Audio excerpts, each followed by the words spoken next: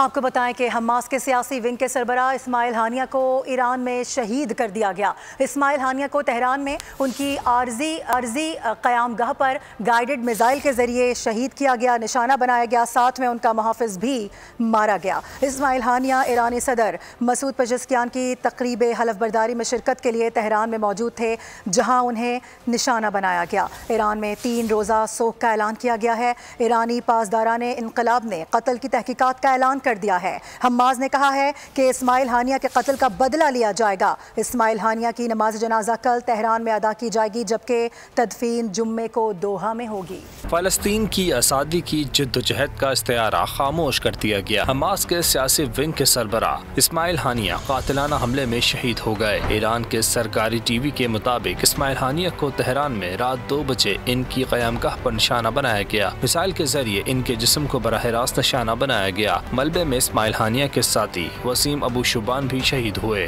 Hamas ने इस्माइल हानिया के शहीद होने की तस्दीक कर दी है। हमास का कहना है कि इस्माइल हानिया को इसराइली एजेंटों ने निशाना बनाया है। इस्माइल हानिया नौमुंतखब ईरानी सदर की तकरीब हल्फ बर्दारी में शिरकत के लिए तेहरान गए थे।